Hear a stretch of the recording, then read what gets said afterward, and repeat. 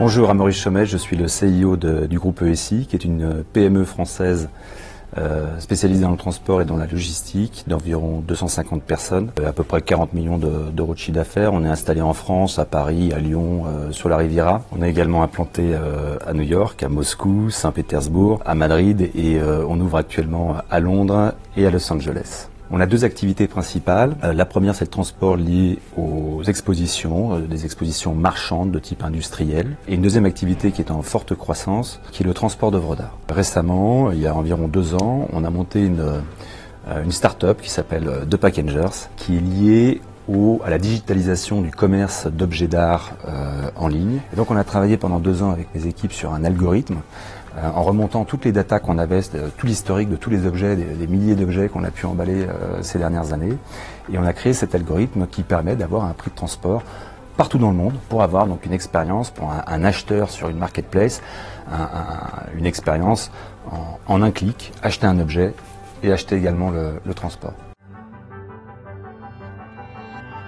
Alors c'était une très bonne problématique puisque on s'est retrouvé tout de suite à signer avec The Packagers beaucoup de contrats, avoir énormément de volume. Donc ça c'est le genre de problématique que j'aime bien. Mais évidemment tout de suite il nous a fallu trouver de la place, s'organiser, puisqu'on avait déjà nos propres entrepôts. On avait 2 bâtiments en région parisienne qui étaient déjà pleins et pas adaptés. Donc il a fallu trouver un terrain ou un bâtiment près de l'aéroport, puisque pour nos flux qui sont essentiellement aériens, en tout cas pour l'international, c'était important d'avoir une plateforme près de l'aéroport. Donc c'est là où j'ai fait appel à Benjamin Dehain de JLL, avec qui j'avais été en contact par le passé. On avait déjà fait 2 opérations immobilières ensemble sur des bâtiments qu'on exploite à Roissy et à Saint-Denis. Ça s'était très bien passé. Et donc Benjamin m'a proposé de me mettre en contact avec Grand Paris Aménagement qui développait la zone de Louvre.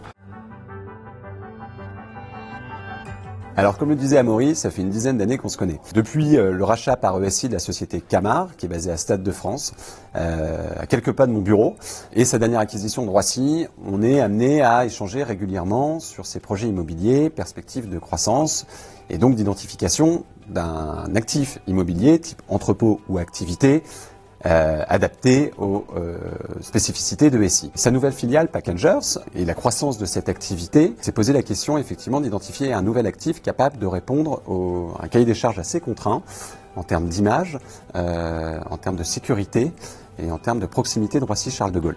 On s'est donc rapproché de la communauté d'agglomération Roissy Pays de France, puisque la construction en neuf et en propre s'est vite imposée, faute d'actifs disponibles immédiatement adaptés à ses besoins. Et on s'est posé sur la ZAC de la Butte au Berger, donc à Louvre, à proximité immédiate de Roissy-Charles de Gaulle, et au pied des axes routiers majeurs. Avec Grand Paris Aménagement, on a identifié la parcelle adéquate, donc qui est une parcelle qui développe un peu plus de 15 000 m², pour définition d'un projet de l'ordre de 7 000 m².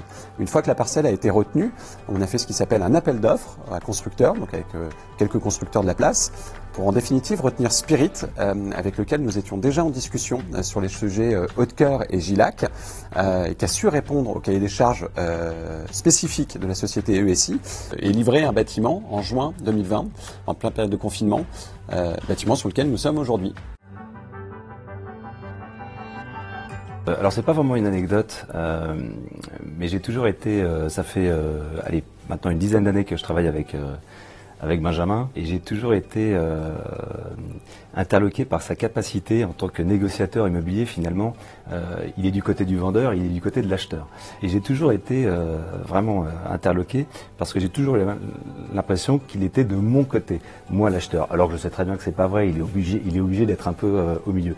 Donc quand je travaille avec Benjamin et JLL, j'ai toujours l'impression de faire une bonne affaire. Alors je ne sais pas si ce sera vérifié dans le temps, mais en tout cas c'est toujours le ressenti que j'ai eu. Et ça ne doit pas être facile d'être au milieu comme ça de 2 parties prenantes. Je vous rassure, Maurice, je suis de votre côté.